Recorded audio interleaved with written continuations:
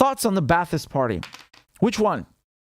See, that's the funny thing. There's a Ba'ath Party in Syria and in Iraq, right? Saddam Hussein was a Ba'athist. And the thing is, depending on who you ask, I mean, I think most people would agree that those parties didn't really have much to do with each other because, yeah, they technically started, as the same project and it's the same ideology, everything, right? But they were implemented completely differently. I mean, in Iraq, what the Americans did when they invaded, like that fucker Paul Manor or whatever his name was, he arrives like some colonial bureaucrat and he dissolves the Ba'ath Party. Like, who the fuck are you?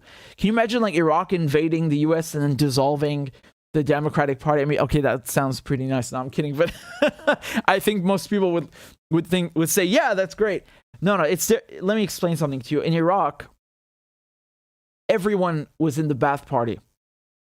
Teachers, builders, everybody, right? It's not like that in Syria. It's not like that in Syria at all. And by dissolving the Ba'ath Party, you had all these people that are suddenly out of work. Millions of people that no longer have jobs. I'm not saying they're working in the Ba'ath Party. No. It's just the way that the Iraqi society was constructed and built, and the administration and administrative, the bureaucracy, very simply. You had to be in the Ba'ath Party if you're a public servant. And let me show you this Paul Manor bastard. Hold on. He arrived after the invasion, right? So it's got to be June. When was it again? It's definitely before they captured Saddam. So it's it's summer 2003. De-Baathification, they called it, right? Paul Bremer. Why did I say Paul Manor? Sorry, I screwed up his name. Paul Bremer. Yeah, that's him. He's the guy who started the de-Baathification. A complete, absolute neoconservative. I wouldn't be surprised if he became a darling of the Democrats. But that's him. I don't know if you can see that. Paul Bremer. Right? So he was from the State Department. And you had all these people out of work. And I just kind of wanted to use that as an example of how different the parties were from each other. In Syria, like I said, most people, they're not into politics or joining parties. That doesn't mean they're not politically aware. Very politically aware. Very, savvy with politics.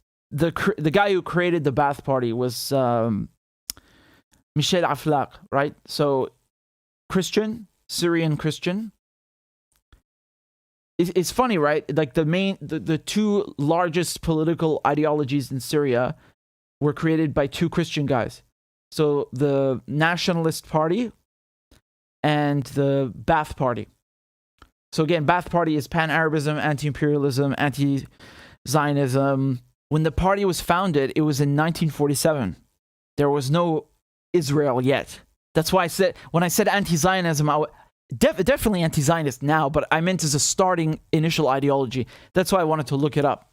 But you have to keep in mind, at the time, you already had mass immigration of European Jews to Palestine. That was Zionism itself. Zionism did not begin in 1948. It's late 19th century.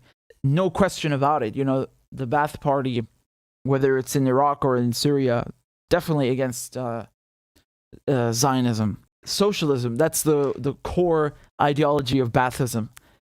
To what extent is Syria socialist? To what extent is Iraq socialist? I don't think you could look at those two countries, especially when the son in Syria took over, and describe them as remotely similar in terms of economy. Assad's son started liberalizing the economy a little bit, and that's why they tried, winning him over and wooing him. Tony Blair and the Queen, all these people. Didn't work. Nancy Pelosi.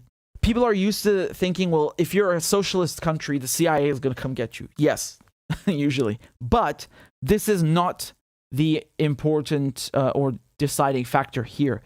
The reason they try to get rid of all these countries, Libya, Syria, Iraq, is because they are not, bending the knee, opening their markets to the US and the West. They support Palestinian resistance, they are against Zionism. It's many things. It's not only socialism. And many people would say that they're not socialist at all, right? Again, I disagree with that. Syria is certainly socialist. I can't speak for Iraq, but it's really interesting to see how the same ideologies split, de facto split, right?